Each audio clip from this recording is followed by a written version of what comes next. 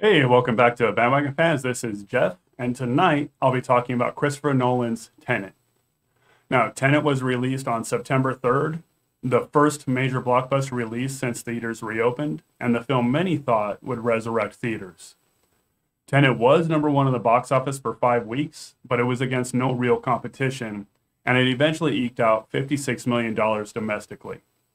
Now, I did see it on opening night, but I wasn't really set up yet to start doing reviews again. And quite frankly, nothing was coming out, including Tenet, made me want to start talking about movies again. Now, I'm not going to get too much into the plot or story. Tenet is a time jump or time loop movie, very similar to Predestination. Too similar, really. One problem with time movies is that all of them have to establish what the rules of their time jump universe are.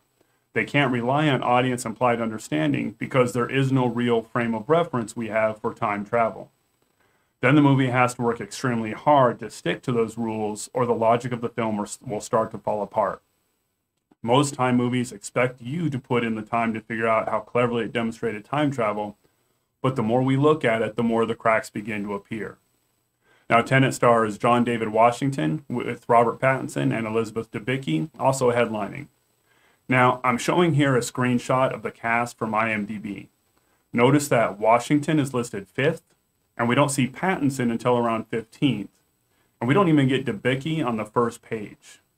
Now, IMDb may be doing its own thing, but seeing this months after the movie reminded me of the first thing in the movie that drove me nuts.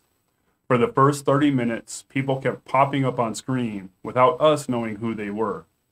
We kept going to locations without knowing where we were. And this is before all the time shenanigans started and things got really confusing. There are some films that are just smarter or know more than their audience, and it's rewarding to go back after the movie and learn all the things you missed the first time. And that's not the case here.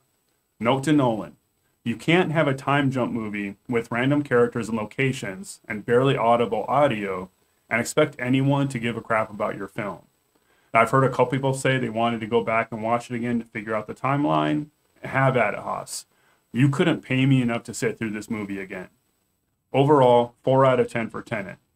Not the savior it was supposed to be, and I believe it would have flopped no matter when it was released. Now, a lot of people complain about the audio mix, but I never actually had a problem hearing what was happening.